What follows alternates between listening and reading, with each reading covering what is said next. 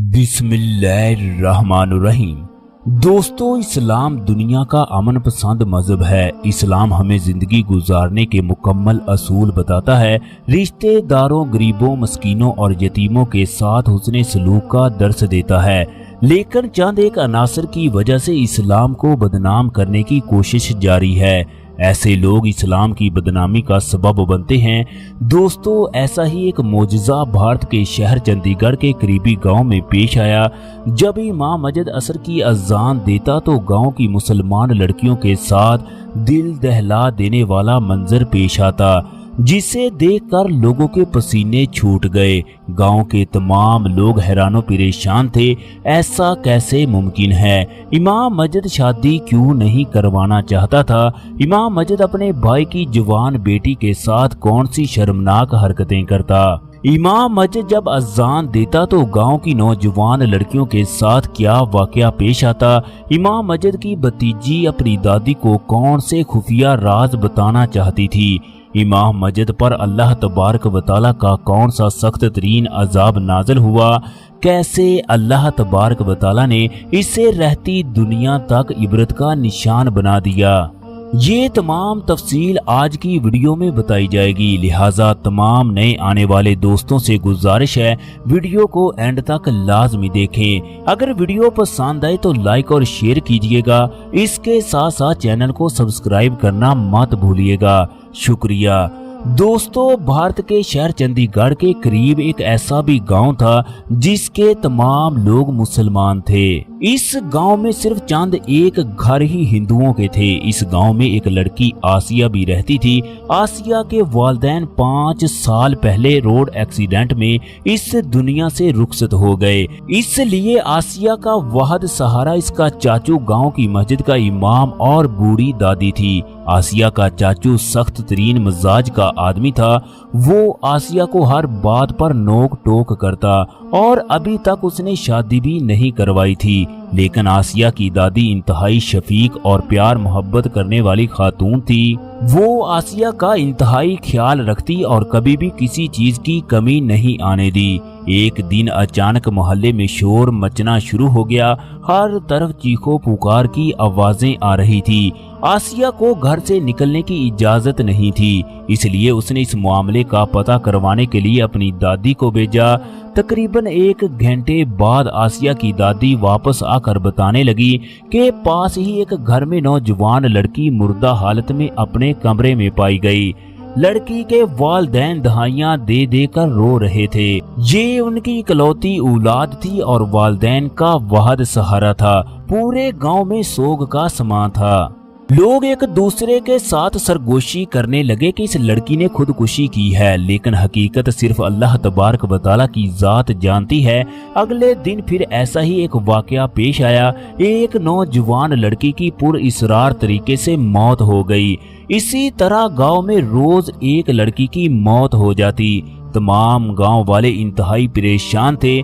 आज 5वीं लड़की की मौत हो चुकी थी। दोस्तों, आसिया ने अंदाजा लगाया कि गांव में जब भी किसी लड़की की मौत वाक़ई होती है तो असर का वक्त होता है। असर की अजान होते ही किसी न किसी लड़की के साथ ये मामला पेश आ जाता है। आज आसिया का चचा घर आया तो आसिया की दादी ने कहा कि बेटा, फलां आदमी की बेटी फौत हो गई है। तुम इस तरह करो, तुम उसका जनाजा ही पढ़ा दो। वो गुस्से से कहने लगा, मुझे जरूरत नहीं है कि इसका जनाजा पढ़ाऊं। मैं अच्छी तरह जानता हूँ वो किस तरह की लड़की थी। ऐसी लड़कियों को जिंदा ही दफन कर देना चाहिए।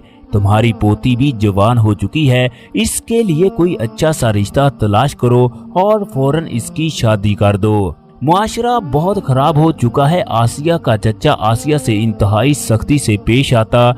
वो इसके खाने पीने, बैठने उठने, पहनने और बाहर निकलने पर पाबंदियां लगाता। आसिया की दादी इससे कहने लगी, तुम्हारी शादी पहले करेंगे, इसके बाद आसिया के बारे में सोचेंगे। वो कहने लगा कि मैं हरगज शादी नहीं करूंगा, तुम आसिया की फिक्र करो। ये कहते ही वो गुस्से में अपने कमरे में चला गया। कुछ देर के बाद इसके कमरे से फोन करने की आवाजें आने लगी। आसिया भी कान लगाकर सुनने लगी।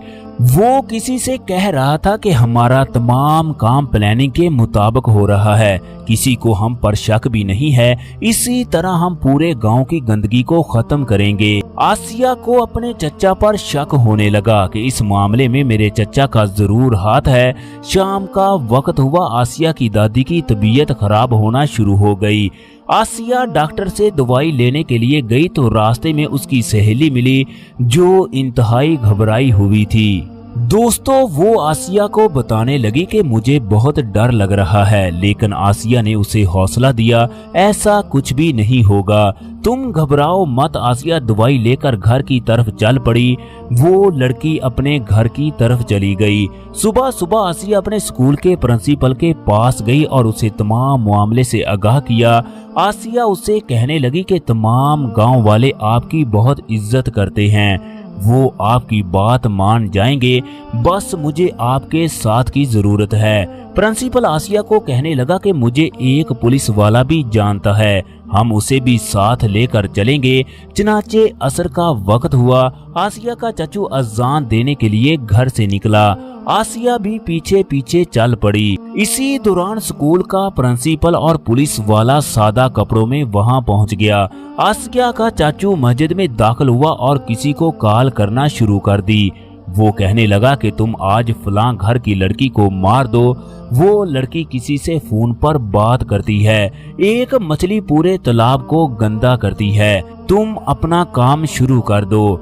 मैं घर की छत पर लगी हुई खिड़की की कुंडी को तोड़ आया हूँ, तुम अपना काम शुरू कर दो। ये तमाम बातें सुन रहे थे। ये लोग दौड़कर उस घर की तरफ गए जिस जगह ये वाकया पेश आना था। प्रिंसिपल ने जब दरवाजा खोला तो सामने का मंजर देखकर इसके पांव के नीचे से जमीन निकल गई। एक आदमी एक लड़की को कत्ल करने की कोशिश कर रहा था, लेकिन मौके पर पहुंचकर इन लोगों ने इसकी जान बचा ली। इस मुलजिम को गिरफ्तार कर लिया गया। ये शख्स लड़की की गर्दन के पीछे एक नस पर वार करता, जिसकी वजह से वो लड़की मौत के मुंह में चली जाती। इस शख्स को पकड़कर गांव वालों के सामने पेश किया गया। आसिया के चचा को भी पकड़ लिया गया। दोस्तों, आसिया का चचा इस शख्स को कहता कि अगर तुम ऐसा करोगे तो तुम्हें जन्नत मिलेगी और इस मुआशरे से गंदगी भी साफ हो जाएगी। आसिया सोचने लगी कि इसलिए ये हर वक्त इस तरह की खबरें सुनता था। भाई ने बहन के साथ ये कर दिया, माँ ने बेटे के साथ वो कर दिया। तमाम गांव वाले आसिया की बहादुरी की खूब दाद दे रहे थे। गांव का हर फर्द इसकी तारीफें कर रहा था, लेकिन आसिया की दादी शर्म से पानी पानी हो रही थी कि अल्लाह तबारक व तआला ने इसे इस तरह की औलाद दी। इससे बेहतर था कि अल्लाह तबारक व तआला इसे औलाद जैसी नेमत से महरूम रखता। आसिया के चचा और उसके दोस्त को जेल हो गई।